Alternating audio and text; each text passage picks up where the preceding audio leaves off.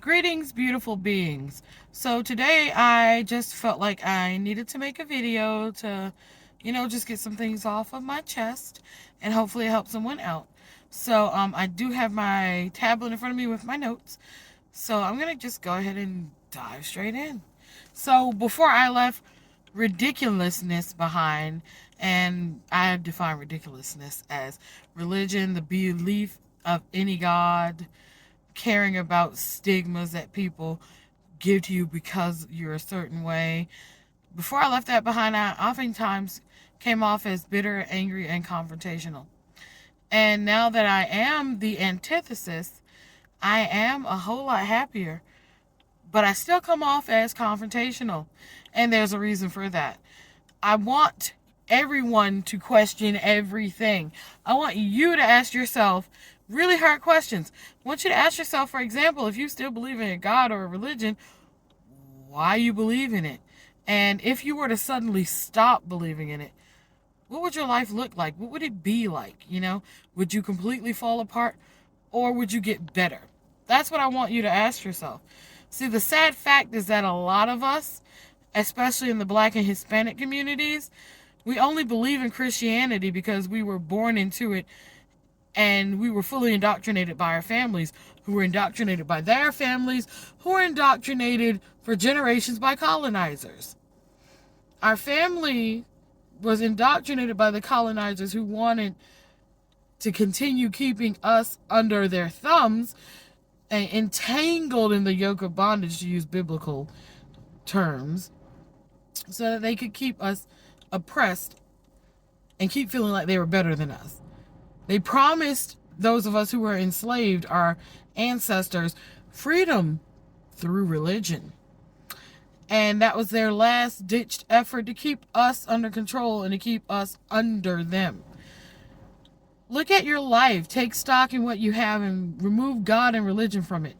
Ask yourself, and I want you to go ahead and write down and make a list of everything that you've achieved in your life. Remove God from that and see if that list disappears. If it doesn't, then the next question you need to ask is, well, if God didn't get me here, who did?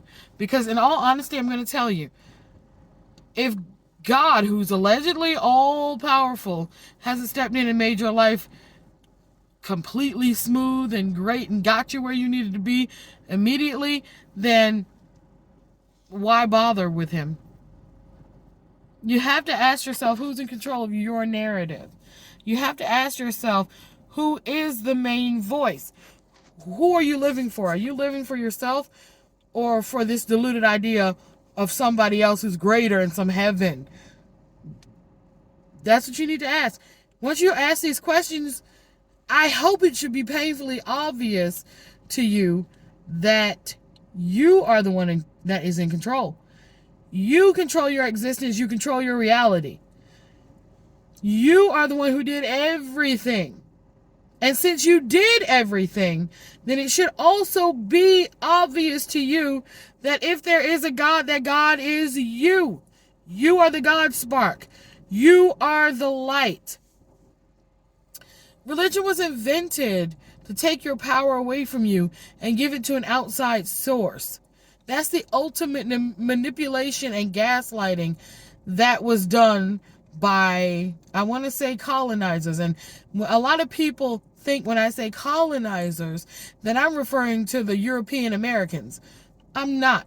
There have been colonizers way before the American narrative ever started. This is nothing new. This is something that has been in existence ever since there's been more than one tribe of people on the planet. So we're not attacking white people, aka European Americans. We're attacking the idea that someone needs to come in to where you are and take control of your life and your resources. That's what I mean, and what antithesis means when we use the word colonizer. Now I'm glad that we got that settled, because the same spirit of colonization attacked Europe and put the Scottish and the Irish and anyone else that they could under their thumb. took over their resources, took over their land, tried to get them fighting between each other and keep them fighting so they could take over. So it's a spirit. It's colonizing.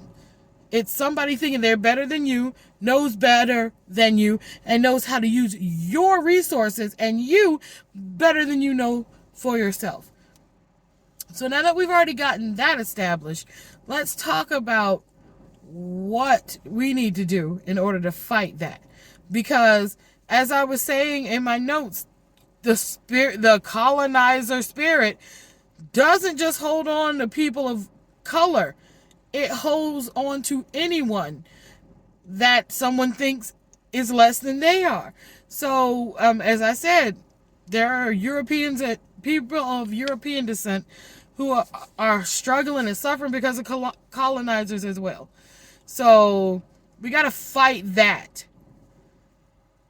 I mean, seriously, if they didn't tell us lies like religion and things about God and heaven and stuff, how else would they keep us under their thumbs? How else would they keep us from realizing that we have the power and that we are the power and that we don't have to work ourselves to death to make them wealthy? Because that's what you're doing. Then the system has not been set up for you to ever gain anything down here on earth. And let's all be honest, heaven is not a real place. It's a state of being. So we'll go into that in another video. This whole mansions and stuff in heaven, no. If you're going to get a mansion, you better get it here, honey, because there's nothing like that in heaven. So, we need to ask ourselves these questions. Why are we still going along with this system? It clearly was not made for us. It clearly was not made for us to ever excel and soar with. So why are we still holding on to that? We really need to stop the crazy ridiculousness, because think about it. If it's not working in your favor and it's only working in the favor of the few, the wealthy, something ain't right. How are you supposed to live your best life if they're trying to make certain that you can't live your life at all? I mean, think about it. They have people literally working themselves to death and never getting what they're worth for pay. Some of us don't even get enough to live a great life, much less our best lives, you know? So make it make sense, people. I mean, like, seriously. I admonish you today to take your power back and never let it go. Don't give it to religion. Don't give it to God. Don't give it to colonizers. Take your power, remove all that foolishness, and be the child of light that you are. You need to shine brightly so that you can live your best life. And if you want to learn how to live your best life, and if you like what you heard today, feel free to tune in, because we do have a game plan with the Antithesis Collective. And our game plan is to help everyone to live their best life. Not just the few, but everyone. So once again, thanks for your time. Take care. Stay safe. You know I love you, and we'll see you next time.